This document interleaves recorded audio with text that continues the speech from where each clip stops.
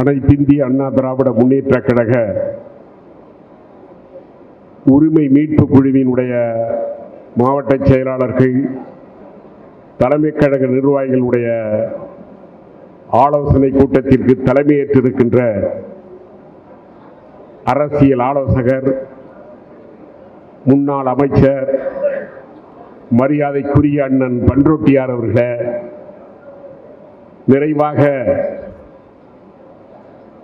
நல்லவரிய கருத்துக்களை கூற அமர்ந்திருக்கின்ற ஒருங்கிணைப்பாளர் மரியாதைக்குரிய அண்ணன் ஓபிஎஸ் அவர்களே, கழகத்தின் துணை ஒருங்கிணைப்பாளர் அன்பு சகோதரர் மனோஜ் பாண்டியன் அவர்களே, முன்னாள் அமைச்சர் அண்ணன் வெல்லமண்டி நடராஜன் அவர்களே, நாடாளுமன்ற உறுப்பினர் சகோதரர் தர்மர் அவர்களே, சட்டமன்ற உறுப்பினர் சகோதரர் ஐயப்பன் அவர்களே, முன்னாள் நாடாளுமன்ற உறுப்பினர் அன்பு சகோதரர் கோபாலகிருஷ்ணன் அவர்களே,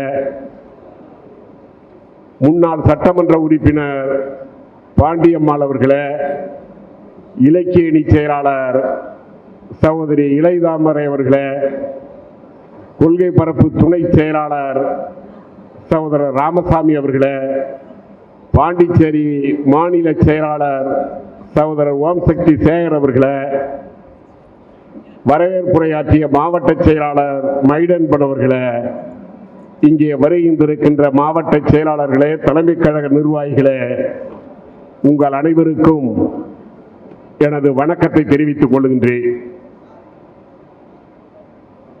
எல்லோருடைய இதயத்திலும் நிழலாடி கொண்டிருப்பது இந்த இயக்கம் ஒன்று சேர வேண்டும், 26 புரட்சி தலைவர் புரட்சி தலைவி ஆட்சியை கொண்டு வர வேண்டும் என்று எல்லோரு எண்ணத்திலும் நிழலாடி கொண்டிருக்கிறது. ஒருவருடைய தொண்டனுடைய எண்ணம்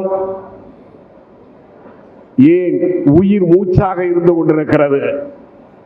ஆனால் அதை சிறிதும் கவலைப்படாத ஒரு ஜென்மமாக எடப்பாடி பழனிசாமி வாழ்ந்து கொண்டிருக்கிறார். எதற்கு சொல்லுகிறேன் என்றால், இன்றைக்கு அண்ணன் செங்கோட்டையன் அவர்கள் புரட்சி தலைவர் படம் இல்லை, புரட்சி தலைவி படம் இல்லை, அங்கே விவசாயிகள் நடத்திய மாநாட்டில் எடப்பாடி பழனிசாமி படம் மட்டும்தான் இருந்தது என்று அவருடைய மனக்குமரலை வெளிப்படுத்தினார். அதை நாங்கள் வரவேற்கிறோம்.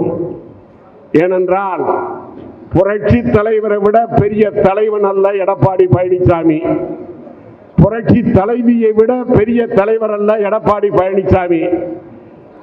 நீங்க செல்லிலே பார்த்திருப்பீர்கள், எடப்பாடி பழனிசாமி படம் இருக்கிறது, ரெட்டலை படம் இருக்கிறது.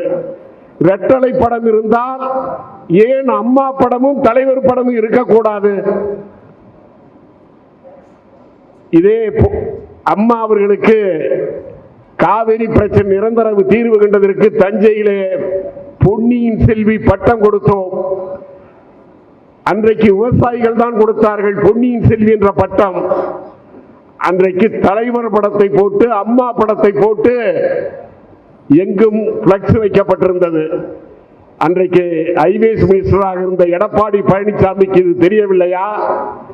20,000 பச்சை துண்டுல அதிமுக பார்டர் போட்டு அடிச்சிட்டு அதை கொடுக்காம அப்படியே குடோன்ல வச்சிருக்கிறார் எடப்பாடி பழனிசாமி.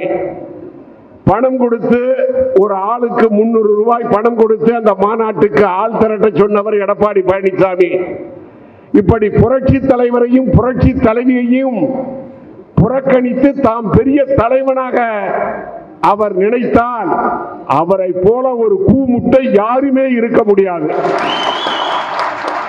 தன் தகுதி என்ன, தன் உயரம் என்ன, தன் அறிவு என்ன என்பதை சிந்திக்காத ஒருவரை இந்த கட்சியில் இன்றைக்கு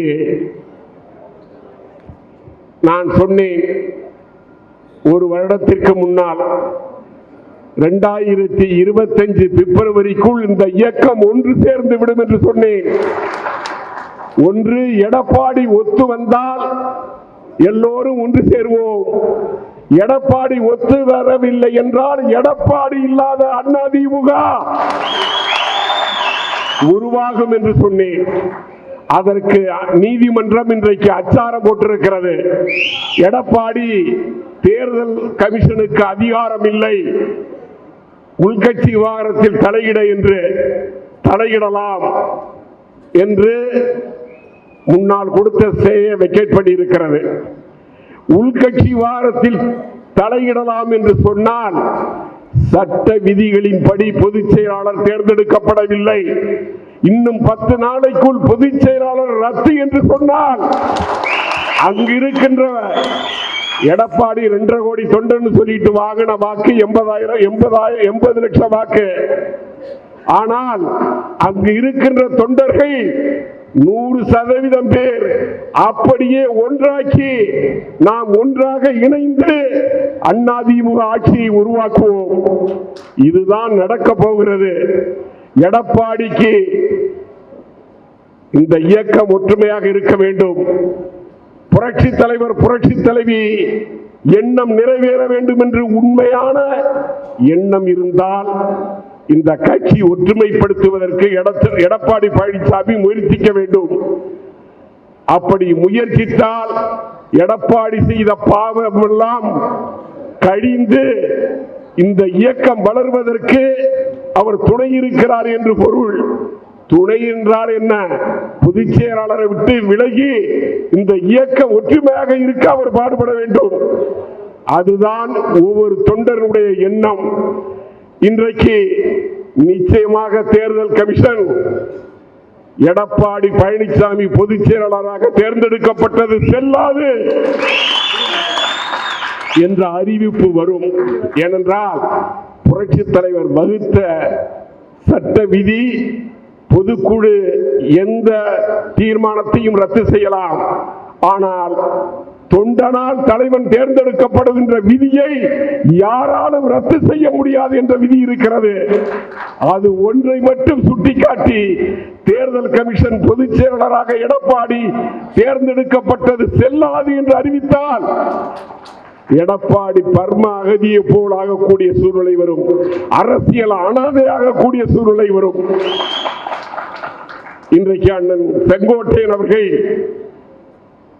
நாங்கள் பொதுச் செயலாளர் ஒற்ற தலைமை என்று வரும்பொழுது எங்களுக்கு ஆதரவாக இருந்தார். என்னோடும் அருமை சகோதரர் மனோஜ் பாண்டியனோடும் தினமும் பேசிக் கொண்டிருப்பார்.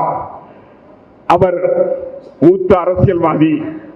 இன்றைக்கு இருக்கிற அதிமுகவில் 77 சட்டமன்ற உறுப்பினரானவர். 80, 84, 89, 91 2 முறை 96 தோத்தாரு. 2001 அம்மா சீட்டு கொடுக்கல. தொடர்ந்து சட்டமன்ற உறுப்பினராக இருந்தவர். புரட்சி தலைவருடைய உண்மை விசுவாசி. எங்களுக்கு மாற்று கருத்து இல்லை. அவர் சொன்னதை நாங்கள் வரவேற்கிறோம். போராடி இன்றைக்கு எப்படி பேசினாரோ அதை கடைசி வரைக்கும் வீரமாக நின்று எடப்பாடியை பொதுச் செயலிலிருந்து அகற்றுவதற்கு அவர் துணை இருக்க வேண்டும். அதை செய்தால் அண்ணன் செங்கோட்டையனை நாங்கள் பாராட்டுகிறோம். அவருடைய உணர்வை மதிக்கின்றோம், அவரை வாழ்த்துகின்றோம். கடைசி வரை வீரத்தோடு புரட்சி தலைவர் புரட்சி தலைவியினுடைய கொள்கையை காப்பாற்ற எடப்பாடியை பொதுச் செயலாளர் நீக்க அவர் போராட வேண்டும் என்று உங்கள் அனைவரும் சார்பாக நான் கேட்டுக்கொள்கிறேன். இந்த இயக்கம் என்றைக்கும் இந்த மக்களுக்காக வாழ்ந்த 2 பெரும் தலைவர்கள் உருவாக்கிய இயக்கம். இந்த இயக்கத்தை எவன் அழிக்க நினைக்கிறானோ அவன் அழிந்து போவான் என்பதுதான் சரித்திரம். அது யாராக இருந்தாலும்.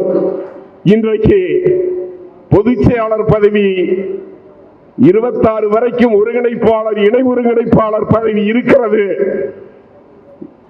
இன்னும் கிட்டத்தட்ட 26 டிசம்பர் வரை தேர்தல் கமிஷன் நிச்சயமாக பொதுச் செயலாளர் செல்லாது, ஒருங்கிணைப்பாளர் இணை ஒருங்கிணைப்பாளர் என்ற தீர்ப்பு தான் வரும்.